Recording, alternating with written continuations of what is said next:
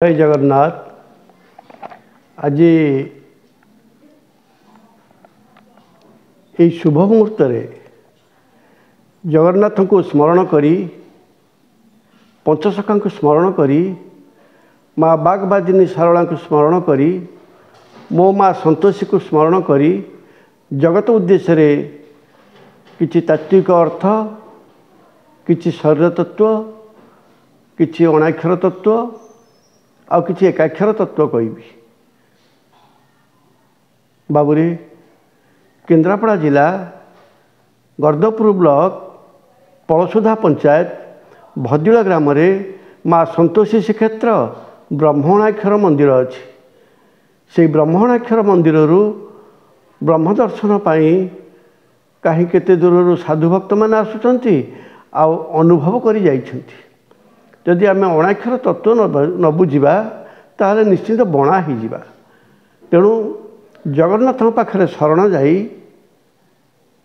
बागबादिनी सारला पाखे शरण जाई पंचसखा बताई पथ को स्मरण करी आओ मो माँ संतोषीर शांति प्रदायिनी वाक्य को स्मरण करी आज मु किछि ज्ञान तत्व प्रदान करी।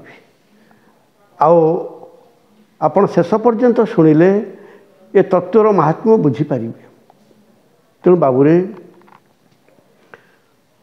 वर्तमान कथा होचे शांति सुखर समय आसुची, स्नेह श्रद्धार समय आसुची, ममतार समतार समय आसुची, भल पाइबार समय आसुची।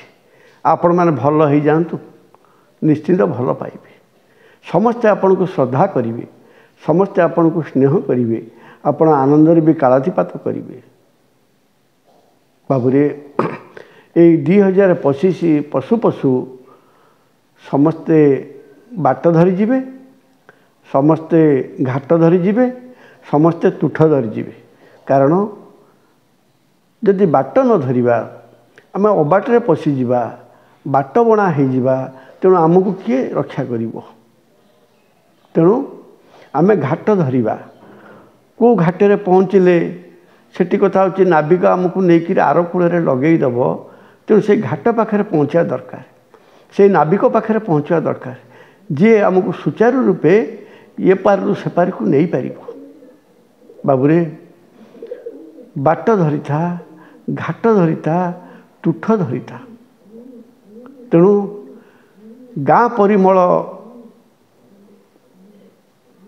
जमती गोटाए थाए कथा सेमती घाट परिमल गोटाए कथा थाए। तेणु कथा होची आमे जदि ठीक घाटे पहुँची थिबा आमको निश्चिंत ठीक बाट देखा। आओ ये सब है गुरु घर कथा। आपण मैंने जदि गुरु करिवे, गुरु आपण को कथा होची बाट बतई देवे, घाट बतई देवे, तुठ बतई देवे, आओ पीठ भी बतई देवे। जो पीठे आपण पहुँचले आत्मज्ञान उदय हब, आत्मार सद्गति हब, परमार्थिक गति पाइब, प्रेम विभोर हब। से पीठे पहुँचले मन आनंद हवा सहित आत्मार भी आनंद हब, आत्मार भी सुख आसब। तेणु आत्मसुख जी लाभ करे से परमात्मा को दर्शन करे। तेई कहगला ब्रह्म गायत्री, विष्णु गायत्री, रुद्र गायत्री तीन आत्मा को जदि चिन्ह न पारला साधनाटा अटहीन। आपण जेते रोजगार करंतु, आपण जेते धार्मिक हुंतु, आपण जेते धन रोजगार करंतु, आपण जेते चाकचक्य रुहंतु, जदि कौन लोकर आत्मा को चिन्ह न पारले परमात्मा को दर्शन केमिति करिवे। तेणु आत्मज्ञान उदय हेले परमात्मा निश्चिंत दर्शन देवे। तेणु आत्मज्ञान कौन? आत्मज्ञान होची ये जगत रे सचराचर पृथ्वी रे जेते जीव सृष्टि होइचंती, जेते गछ वृक्ष कीट पतंग सृष्टि होइचंती, समस्तक भितर से प्रभुंकर आविर्भाव अच्छी। से समस्त आत्मारे अछंती।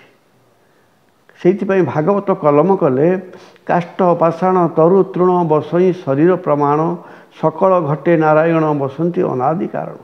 समस्त को आम जदि समभाव दर्शन करवा ସମସ୍ତଙ୍କ ପାଇଁ ମନ ଯଦି ବ୍ୟାକୁଳ ହୋଇ ଉଠିବ, ସମସ୍ତଙ୍କ ପାଇଁ ଯଦି କଥା ହେଉଛି ଶାନ୍ତି ଆମେ ଚାହିଁବା, ସମସ୍ତଙ୍କ ପାଇଁ ଆମେ ଯଦି ନ୍ୟାୟ ଚାହିଁବା, ସମସ୍ତଙ୍କ ପାଇଁ ଯଦି ଆମେ ଭଲ ଚାହିଁବା, ଆମେ ତାରି ଭିତରେ କେତେବେଳେ ଭଲ ହୋଇଯାଇଥିବା। ସେଇଥିପାଇଁ ଗୋଟେ କଥା ଅଛି, ବାବୁରେ ଭଲ ଭଲ କହିଲେ ଦିନେ ତୁ ଭଲ ହେଇଯିବୁ, ମନ୍ଦ ମନ୍ଦ କହିଲେ ଦିନେ ତୁ ମନ୍ଦ ହେଇଯିବୁ। ଆଉ ସବୁବେଳେ କଥା ହେଉଛି ଭଲ ଆଡ଼କୁ ମୁହଁ କରି ଚାଲେ, ଆଉ ମନ୍ଦ କଥା ପାଶୁରି ପକା। ପରଚର୍ଚ୍ଚା ପରଚିନ୍ତା ଛାଡ଼ିଦେ। ପରଚିନ୍ତା ଯଦି କଲୁ ତାହେଲେ କଥା ହେଉଛି ତୁ ପରମକୁ ଦର୍ଶନ କରିପାରିବୁନି। ତୁ ସବୁବେଳେ ରହିଗଲୁ ପରଚିନ୍ତାରେ। ପରମ ଚିନ୍ତାରେ ରହ। ପରମକୁ ଯିଏ ଦର୍ଶନ କରିବ, ଯିଏ ପରମାର୍ଥିକ ଗତିରେ ଚାଲିବ, ସେ ନିଶ୍ଚିନ୍ତ ଆତ୍ମଜ୍ଞାନ ପାଇବ ଆଉ ପ୍ରଭୁଙ୍କୁ ଦର୍ଶନ ପାଇବ। ତେଣୁ ସେ ଆତ୍ମଜ୍ଞାନ ହେଲା ଅଣାକ୍ଷର ତତ୍ତ୍ୱ। ସେ ଅଣାକ୍ଷର ତତ୍ତ୍ୱକୁ ବୁଝିଲେ ଆଉ ବଣା ହେବନି। ସେଇଥିପାଇଁ କହିଲେ ଇଏ ଶରୀରଟା ହେଉଛି ଅଣାକ୍ଷର, ଆଉ ତା ଭିତରେ ବସିଥିବା ଲୋକଟି ହେଉଛି ଏକାକ୍ଷର। ସେ ଏକାକ୍ଷରକୁ ବୁଝ, ଅଣାକ୍ଷରକୁ ବୁଝ, ଗୁରୁ ଧର। ଯେଉଁ ଗୁରୁ ଅଣାକ୍ଷର ତତ୍ତ୍ୱ ବୁଝେଇ ପାରିବ। ଅଣାକ୍ଷର ତତ୍ତ୍ୱ ଯଦି ନ ବୁଝେଇ ପାରିବ, ହାତ ମାରି ଯଦି ନ କହିପାରିବ, ସେ ମନ୍ତ୍ର ଯଦି ନ ବୁଝେଇ ପାରିବ, ସେ ମନ୍ତ୍ର ଯଦି କାନରେ ନ ଦେଇପାରିବ, ତାହେଲେ ସେମିତି ଶହ ଶହ ଗୁରୁ କଲେ ବି ଆପଣ କଥା ହେଉଛି ତତ୍ତ୍ୱ ବୁଝିପାରିବେନି। ତେଣୁ କଥା ହେଉଛି ତତ୍ତ୍ୱ ଗୁରୁ ଯିଏ ସେ ଅଜପାରେ ବୁଝେଇ ଦେବେ, ଜପରେ ବି ବୁଝେଇ ଦେବେ, ବ୍ରହ୍ମାଣ୍ଡରେ ବୁଝେଇ ଦେବେ, ପିଣ୍ଡରେ ବି ବୁଝେଇ ଦେବେ। ତେଣୁ ବାବୁରେ ଆଜି ମୁଁ ସେଇ ଗୋଟିଏ କଥା ଆପଣମାନଙ୍କୁ କହିବାକୁ ଆସିଛି, ଭଲ ସମୟ ଆସୁଛି, ଭଲ ସମୟ ଆସୁଛି। ଆଉ ଏଇ ଯେଉଁ ବିତ୍ପାତ ଲାଗି ରହିଛି, ଆଉ ଯେଉଁ କଥା ହେଉଛି ଅଶାନ୍ତି ଲାଗି ରହିଛି, ତା ଦୂର ହେଇଯିବ ଆମେ ଯଦି କଥା ହେଉଛି ବାଟ ଧରିବା। ବାଟ ଧରନ୍ତୁ, ଆଉ ସେଇ ଜଗନ୍ନାଥ ଆପଣଙ୍କୁ ବାଟ ଦେଖାନ୍ତୁ, ବାଗବଦିନୀ ମା ଶାରଳା ବାଟ ଦେଖାନ୍ତୁ, ପଞ୍ଚସଖା ଆପଣଙ୍କୁ ବାଟ ଦେଖାନ୍ତୁ, ମୋ ମା ସନ୍ତୋଷୀ ଆପଣଙ୍କୁ ବାଟ ଦେଖାନ୍ତୁ।